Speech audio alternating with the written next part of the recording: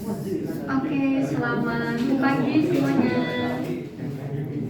Kita cek yang di Zoom dulu, boleh on cam sebentar, teman-teman. Serius? Yang bisa on cam dulu untuk mastiin. Pandu, Ernest, Lauren. Oke, Ernest.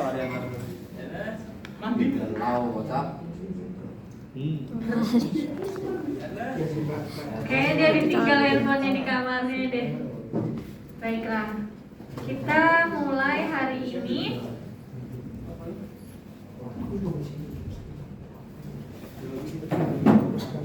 Materinya belum yang terlalu berat banget.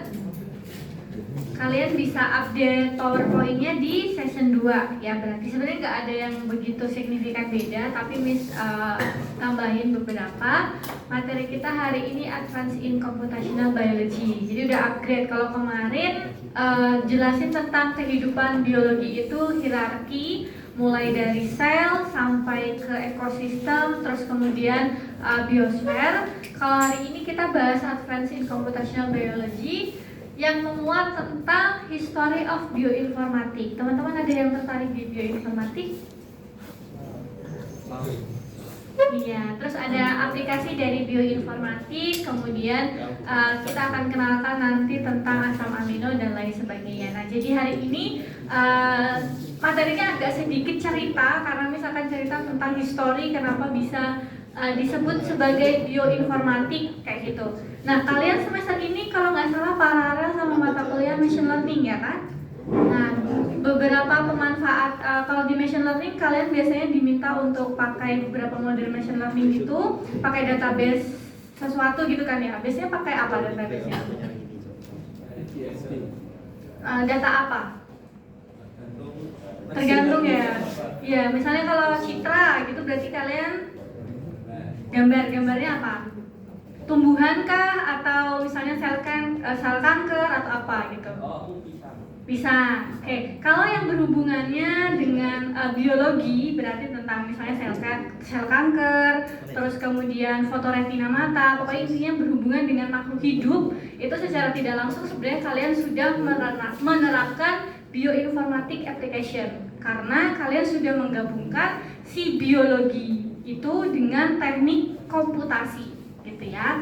Jadi kita akan kenal yang pertama semua ini apa itu bioinformatik. Jadi kalau misalnya kita mengerjakan sesuatu yang berhubungan dengan teknologi, include dengan pemodelan matematik, kemudian statistik dan computing untuk menyelesaikan permasalahan biologi, itu disebut sebagai bioinformatik. Contohnya kalau misalnya di bidang kesehatan, kita misalnya punya database tentang orang-orang yang punya penyakit diabetes mellitus, misalnya seperti itu. Nah, kemudian kalau misalnya database itu kita gunakan pemodelannya untuk menyelesaikan atau memprediksi orang yang kita ini terindikasi diabetes atau tidak, nah itu berarti salah satu penerapan dari si bioinformatik. Karena kalau zaman dulu kan mungkin mereka punya data tapi belum bisa untuk memodelkannya secara teknologi, makanya dikenal sebagai bioinformatik seperti itu.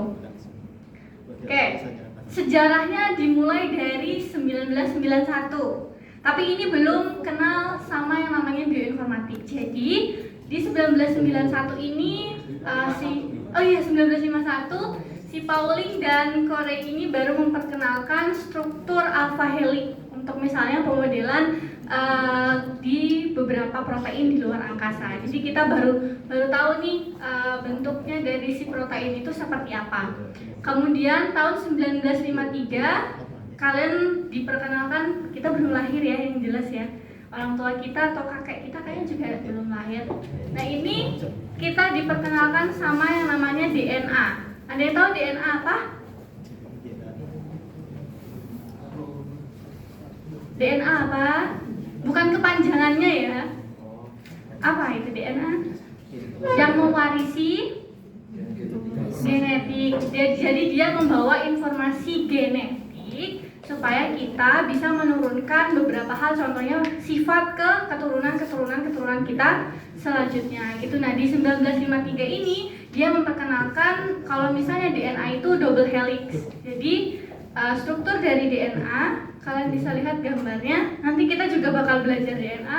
Jadi bentuknya double helix seperti ini, dia berpasang-pasangan. Nah, dia dibentuk dari ikatan hidrogen. Ikatan hidrogen sempat kita bahas sebelumnya, ikatannya seperti apa. Nah, kemudian 1955, nah ini sudah diperkenalkan yang namanya struktur dari protein. Nah, si DNA ini letaknya paling atas. Nah, si DNA ini akan diturunkan jadi namanya RNA. Nah, RNA ini nanti akan berkembang jadilah protein. Nah, protein ini yang akan menyusun struktur-struktur molekul di suatu tubuh dari seorganisme. Kemudian 1963 protein sequence dan strukturnya ini diperkenalkan. Jadi kalau misalnya kan minggu kemarin kita belajar ada yang namanya sel sampai dengan organ. Ya, minggu kemarin kita belajar sel sampai dengan organ. Nah, untuk menuju dari sel sampai dengan organ, kita butuh yang namanya protein. Nah, si protein ini nanti ada utayannya yang disebut sebagai asam amino. Nah, dari asam amino ini nanti dia akan membentuk sebuah rangkaian yang banyak dari asam amino disebut nanti kalian kenal namanya makromolekul. Nanti dari makromolekul ini maka akan berkembang jadi si organ. Jadi di tahun 1965 ini kalian diperkenalkan dengan yang namanya si struktur atau utayan dari si asam amino. Jadi asam amino ini akan membentuk utayan seperti itu. Nah, asam amino ini urutannya nggak boleh sembarangan. Jadi misalnya ini asam amino pertama, ini asam amino kedua, asam amino ketiga, dia udah urutannya itu udah sesuai. Jadi kalau misalnya dia berubah urutannya, dia akan menjadi asam amino yang lain, gitu ya. Jadi asam amino 1, 2, 3 urutannya memang seperti itu. Kalau misalnya dia berubah, maka akan menjadi bentuk asam amino yang lain, gitu. Kemudian 1972 itu dibangun yang namanya database untuk si protein ini. Nah, ini kita kedatangan kamu. Nah, 1972 kita punya yang namanya database untuk protein. Jadi peneliti-peneliti dahulu yang sudah melakukan penelitian tentang DNA, RNA, dan protein, mereka akhirnya membuat database si asam amino ini. Jadi misalnya ada organisme A, proteinnya apa aja, mereka data semuanya, kemudian membentuk sebuah database yang namanya PSD atau Protein Sequence Database. Jadi di sini isinya banyak sekali database tentang protein-protein sebuah organisme yang nanti bisa digunakan untuk penelitian-penelitian selanjutnya seperti itu. Nah, kemudian tahun 1977 Stanley ini melakukan cloning DNA. Nah, jadi kalau di cloning DNA ini ada beberapa step DNA cloning. Nah, di DNA cloning ini yang pertama, karena maksudnya cloning kan kita akan membuat sesuatu yang sama dengan ini ya, miliknya kita. Misalnya ini, jangan manusia bentuknya. DNA 1 kita akan ubah jadi DNA 1 yang A, 1B, dan 1C. Jadi dia itu benar-benar mewarisi semuanya. Jadi step yang pertama yang dilakukan saat DNA cloning ini adalah apa? Ada yang tahu? Cloning DNA. Pasti kita akan pilih bagian mana yang di-cloning. Jadi DNA ini kan akan panjang toh. Jadi panjang utayan di tubuh kita kan banyak banget. Jadi kalian harus pilih bagian mana DNA yang akan dikloningkan. Pemilihan DNA yang akan dikloning. Yang kedua, pasti proses cloningnya akan butuh itu yang namanya diisolasi. Diisolasi ini untuk kita tahu DNA-nya bisa atau enggak dikloning. proses isolasi. Nah, karena setelah diproses diisolasi, kita kan butuh ketika cloning itu ada inangnya. Jadi kita akan mencocokkan apakah DNA yang kita cloningkan ini bisa berkembang di inang yang baru. Cek DNA cloning di inang yang baru. Nah, di proses ini makanya kita akan punya cloningan dari DNA yang lainnya. Jadi misalnya kita punya DNA 1, potongannya kita bisa cloning 1A, 1B, 1C. Tapi prosesnya kita akan pilih dulu bagian mana dari DNA-nya yang akan kita cloning, kemudian diisolasi, dan nanti kita akan cek DNA cloningnya itu di inang yang baru itu bisa berjalan atau enggak. Kalau berhasil berarti dia proses cloningnya berhasil, kalau tidak ya berarti memang tidak bisa untuk di cloning. Nah, ini tahun 1977 mereka memperkenalkan proses cloning tersebut gitu. Tapi pasti seiring berjalannya waktu prosesnya sudah akan lebih bagus gitu ya. Terus 1980 ini sequence lengkap dari protein namanya apa, bakteriophage FX174 ini dipublikasikan. Nah, jadi sebuah organisme kan pasti punya DNA, RNA sama protein. Nah, pada tahun 1980 ini secara lengkap protein dari bakteriophage FX174 ini dipublikasikan. Jadi kalau misalnya ada yang melakukan penelitian tentang ini bakteri-bakteri, mereka sudah tahu nih sedunia kalau misalnya bakteriophage ini itu sequence-nya atau urutan-urutan dari DNA, RNA dan proteinnya seperti apa. Itu tahun 1980 gitu. Kemudian 1988 diperkenalkan itu namanya IBM, itu personal komputer yang nanti akan kita belajar tentang Smith-Waterman algorithm. Jadi dari sequence ini teman-teman, jadi kan DNA nanti punya sequence, RNA punya sequence, protein punya sequence. Nah, nanti untuk kita cek sequence kita nanti miripkah sama sequence yang lain gitu misalnya, atau sequence kita mirip nggak sama punya orang tua kita misalnya seperti itu. Nanti ada algoritma yang akan kita pelajari yang namanya Smith-Waterman algorithm. Jadi dia ini gunanya untuk mengecek sequence dari DNA 1 itu seberapa mirip dengan sequence di DNA yang lainnya. Nanti ada algoritmanya seperti itu. Nah, kemudian di sini 1981 dan 1985 ini mulai bentuk yang namanya data-data itu di-save. Kan penelitian pasti berkembang. Dan kalau kita melakukan penelitian, supaya peneliti-peneliti lain di belahan dunia ini tahu, biasanya kita akan publikasikan penelitian tersebut, data-datanya.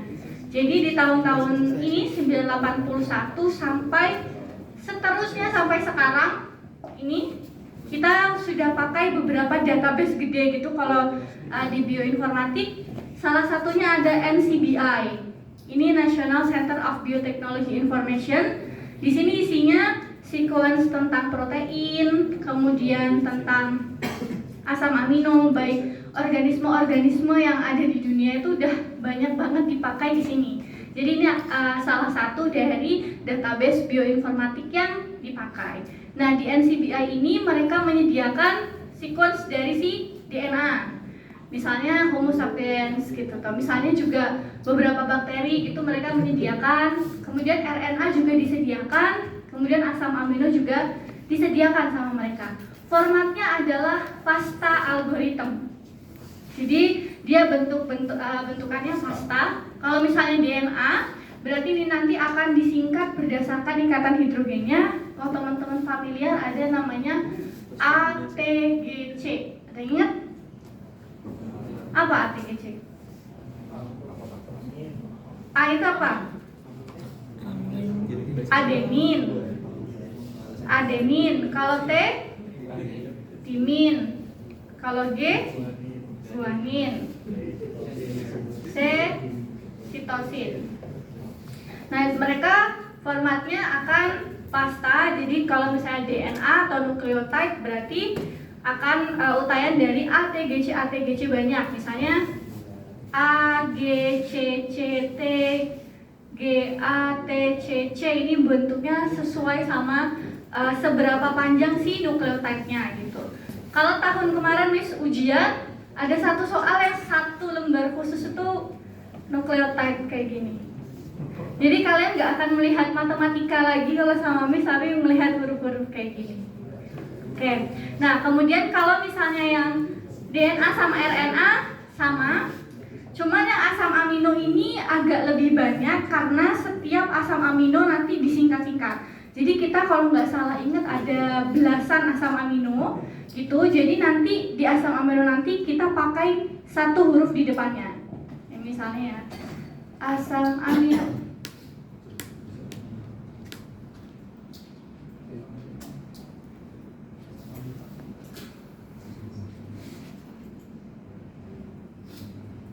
Harusnya ada nah ini kita punya 1, 2, 3, 4, 5, 6, 7, 8, 9, 10 ada 20-an asam amino. Oh ini yang ada singkatannya sekalian. Nah karena kalian nggak boleh membawa, kali ini ujiannya sama Miss yang Kombio nggak boleh bawa notes ya. Tapi untuk singkatan dari asam amino dan DNA nanti langsung disediakan. Jadi kayak di bawah soalnya itu langsung ada. Jadi kalian benar-benar nggak bawa catatan apapun, cuman bawa alat tulis. Nah nanti pengkodean asam amino itu singkatannya berdasarkan namanya. Misalnya ini alamin, disingkatnya sebagai A. Asparagin disingkatnya sebagai R. Jadi nanti pengkodean pastanya singkatannya disesuaikan sama nama-nama depannya itu, seperti itu. Itu untuk si protein. Ya, dan kemudian tahun berapa ini ya? Tahun 1991 setelah semua proses mulai dari nemuin DNA, kemudian mulai kenal sama asam amino, kemudian dari proses pengurutan asam amino, kemudian proses DNA cloning. Tahun 1991 kita baru kenal semua istilah yang kita pakai ketika kita menggunakan data-data biologi dihubungkan dengan teknologi, itu namanya bioinformatik. Itu di 1991. Jadi jaraknya cukup lama dari 1951 sampai 1991. Ya puluhan tahun para ilmuwan itu bekerja untuk tentang biologi ini, dikembangkan dengan teknologi. 1991 baru kita kenal istilah yang namanya bioinformatik. Oke? Nanti saat ujian Miss gak akan tanya jelaskan sejarah bioinformatik, gak akan gitu. Itu terlalu deskriptif kan, kalian terlalu menghafal nanti. Nah dari semua itu sebenarnya yang dipelajari untuk bioinformatik itu apa aja? Pasti tentang genomik. Nah semua yang berhubungan studinya tentang genetik sebuah organisme itu kita nanti belajarnya adalah genomik. Nah di genomik itu kita baru di sini berarti. Nah, baru DNA sama RNA. Jadi kita akan fokus mempelajari hubungan dari adenin, timin, guanin, dan sitosin. Oke, itu bidang ilmunya adalah genomik. Ada satu bab khusus yang kita nanti akan bahas genomik itu seperti apa. Kemudian ada proteinomik. Nah, DNA dan RNA ini yang kalian kenal sebagai ATGC, kalau mereka diurutkan uraiannya, setiap 3 dari DNA akan membentuk satu asam amino. Jadi misalnya ATGC ini berarti satu asam amino, ya, satu asam amino, satu asam amino, satu asam amino. Nanti ilmu yang mempelajari itu namanya proteinomik. Nah, dari genomik yang ikatan hidrogen ini bentuk sebuah asam amino. Kalau asam amino ini jadi panjang banget, pasti akan sangat panjang, maka akan kompleks. Itu disebut sebagai metabolomik. Nah, metabolomik ini mulai nanti nyambung ke ini proses dari sel sampai ke organ. Seperti itu. Jadi nanti kita akan bahas ini per subbab-subbab sendiri-sendiri gitu. Sampai sini ada yang mau ditanyakan dulu, guys? Muter-muter. Oke. Next ada apa nih? Nah, ini mungkin kalau kalian nanti yang tertarik di bioinformatik, itu apa aja sih kira-kira yang dikaji gitu kan. Jadi kalau misalnya kalian punya data gen, protein, kemudian segala sesuatu yang berhubungan dengan organisme hidup, kalian bisa kombinkan dengan teknologi misalnya sequence, kemudian bisa database searching, data mining, visualisasi gitu, bisa disebut sebagai bioinformatik. 2 semester sebelumnya Miss bimbing mahasiswa RM itu tentang bioinformatik juga. Ya, Google Scholar.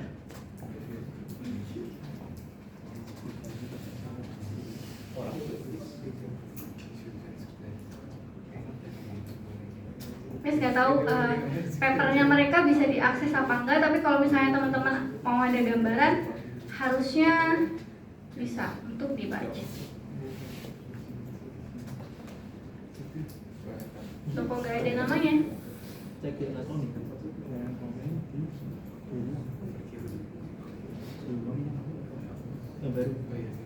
Oh, tidak ada guys.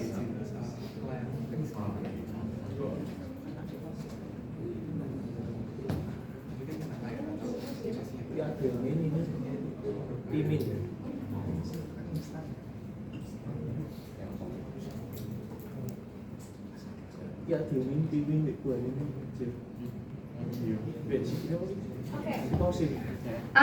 tahun berapa ya Mas lupa? Nah, jadi 2 tahun yang lalu Miss projectnya ada yang untuk kedeteksi diabetes mellitus. Jadi bikin web apps gitu untuk deteksi diabetes mellitus. Karena itu untuk polanya dari bagaimana organisme itu kayak apa? Dia sering buang air kecil atau misalnya berat badan, kemudian apalagi banyak gitu. Jadi ini juga bisa disebut sebagai penerapan bioinformatik kayak gitu. Jadi Miss pakainya KNN gitu. Jadi Miss punya database tentang diabetes mellitus, kemudian Miss pakai KNN terus bisa untuk mendeteksi. Itu untuk yang 2 tahun yang lalu. Kalau yang baru banget mana ya? Sebentar. Oh ya, ini Miss machine learning untuk kesehatan ibu hamil gitu. Jadi ini juga bisa disebut sebagai bioinformatik karena berhubungan dengan database tentang kesehatan, kemudian dikombinkan ke teknologi seperti itu. Jadi kalau misalnya nanti kalian di machine learning sama Pak Rizky misalnya dikasih tugas atau project yang berhubungan dengan makhluk hidup, berarti secara nggak langsung kalian sudah bisa nerapin bioinformatik. Oke, kita lanjut. Sampai sini ada yang mau ditanyakan teman-teman? Enggak ada, gampang soalnya. Iya. Nah, kemudian ada yang namanya central dogma. Nah, tadi dari DNA berubah jadi RNA, kemudian jadi asam amino. Nah, proses ini disebut sebagai central dogma. Ya, mulai dari proses apa? Yang pertama, dari DNA membentuk DNA yang baru, disebut sebagai replikasi. Yang kedua, dari DNA untuk berubah jadi RNA disebut sebagai transkripsi.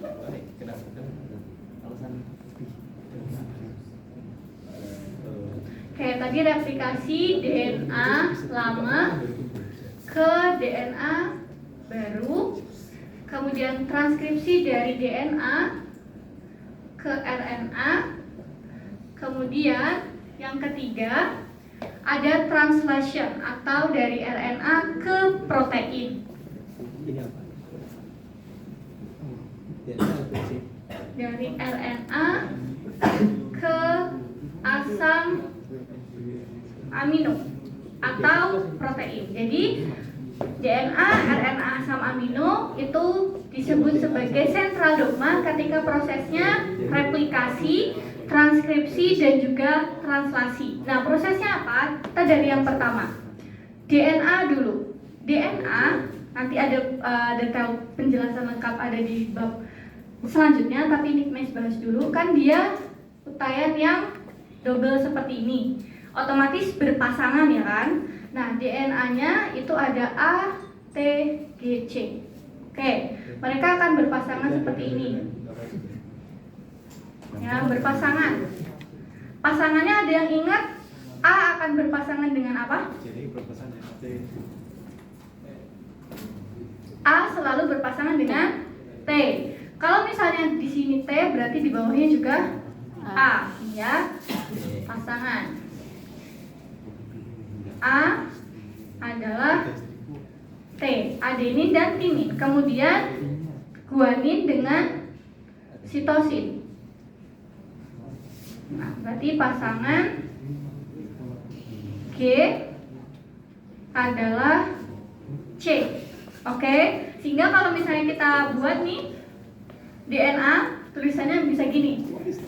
A berpasangan dengan C, A, T.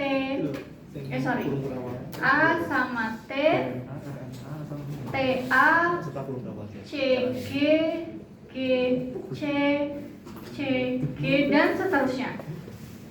Yang ini jumlahnya bisa panjang banget, nggak mungkin cuma 5 seperti ini, nggak akan seperti ini gitu ya. Nah, yang kedua transkripsi, berarti dari DNA ke RNA. Ini nanti secara detail juga di genomik akan dijelaskan. Dari DNA ke RNA ini, semua yang timin diubah menjadi urasil. Jadi punyanya A, U, G, C. Basa nitrogen, timin diubah menjadi urasil atau U. Jadi misalnya ada DNA G, C, T, A, U, A, T, G, C. Nah, misalnya kalian ditanya berapa apa RNA-nya, berarti semua yang ada T-nya diubah jadi U. Berarti G, C, U, A, U, G, C. Ya, cukup mudah? Oke. Jadi dari DNA kita akan ubah ke RNA, di mana di RNA ini semua timinnya akan berubah jadi urasil. Nanti kenapa bisa jadi urasil di genomik dijelasinnya. Step yang ketiga, dari RNA ke asam amino. Ini ya. Nah, asam amino ini kan ada banyak banget. Asam amino dibentuk dari 3 basa nitrogen. Jadi setiap 3 ini akan membentuk satu asam amino. Misalnya di sini GGC berarti 1. Kemudian UUA 1. Kemudian UGC. Nah, setiap kotak-kotak mis ini disebut namanya kodon. Jadi 3 basa nitrogen membentuk 1 asam amino atau 1 kodon sebutannya. 1 kodon. Nah, untuk pendeskripsian per asam amino, kalian harus lihat tabel. Tabel asam amino.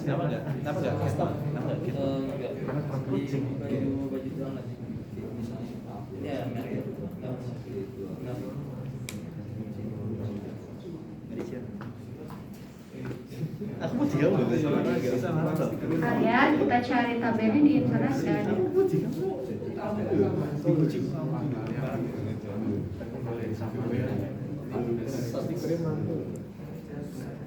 Di sesi ke-5.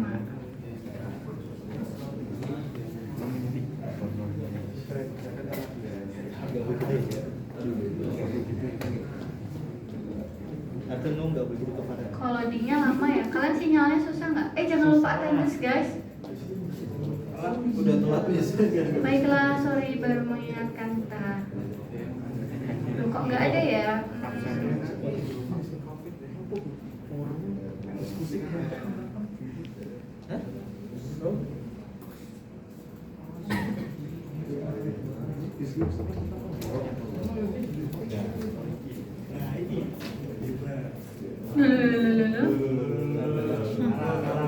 Selamat pagi dunia.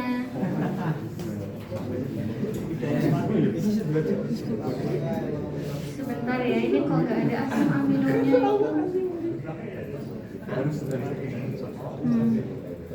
Apa ya? Sudah pernah dirasakan, dilakukan atau diketahui?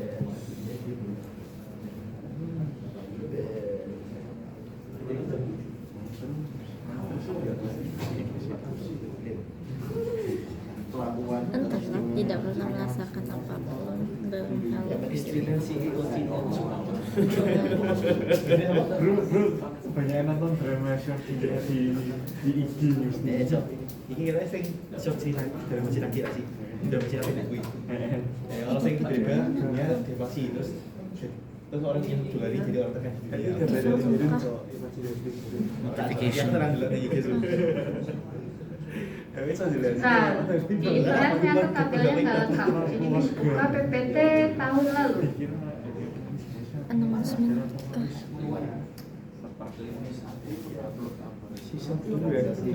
Miss pengupload untuk tugas nanti. Yang merah. Basa nitrogen. Basa nitrogen itu ATGC itu sebutannya basa nitrogen. Kalian susah nggak sih sinyalnya kok, Miss? Kayak dari tadi nggak bergerak. Sasa mana? Oh, nggak masuk. Oh ya bahasa nitrogen.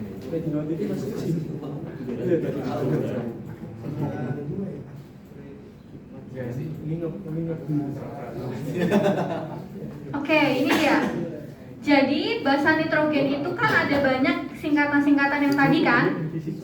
Nah, satu kodonnya ini kalian nanti deskripsikan menjadi satu basa nitrogen, GGC. Kalian cari GGC di sini. Nih, GGC di sini dideskripsikan sebagai GLI atau glisin. Jadi kalian harus tulis di sini gli. Jadi GGC basa nitrogen itu adalah glisin. Kemudian dari glisin UUA. UUA. Leusin berarti glisin, leusin, kemudian UGC. UGC. Sitosin. CYS. Nah, ini nggak perlu dihafal karena nanti tabelnya pasti akan disediakan. Dan kalian boleh menuliskan singkatan 3 di depannya. Jadi dari si basa nitrogen yang Miss buat acak tadi, ini misalnya DNA GGC TTA TGC, kemudian terbentuklah RNA GGC UUA UGC, dia akan terbentuk menjadi 3 kodon, yaitu GGC, UUA, dan UGC. Dari 3 kodon ini kita deskripsikan menjadi asam amino. Nah, berarti asam aminonya akan bentuk sekuens asam amino 3 ini, glisin, leusin, sitosin. Seperti itu. Dan selama sebelum UTS kita akan bedah nanti proses DNA sendiri karena ikatan-ikatannya nanti akan beda. Kemudian RNA juga seperti itu, asam amino juga seperti itu. Gitu. Jadi ini pengantarnya dulu ya. Aman, guys? Aman banget.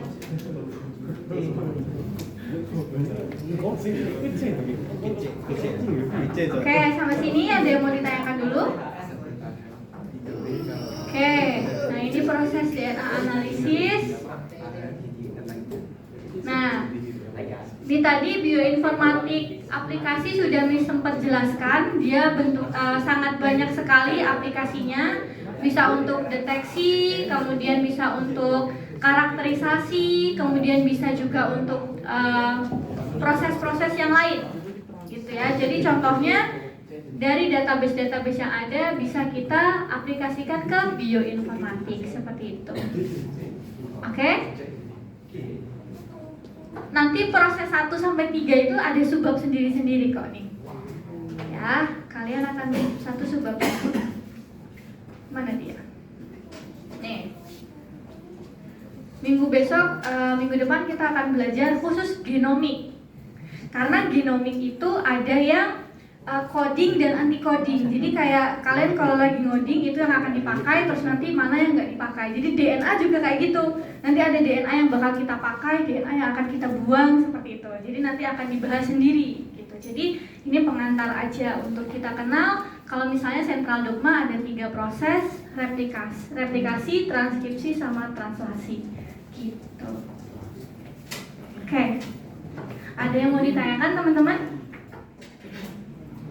Tidak ada. Oke, kalau tidak ada, kalau nggak salah sudah pasang sebuah forum tugas. Coba boleh dicek teman-teman di forum kedua. Ya, udah ada ya? Udah ada belum?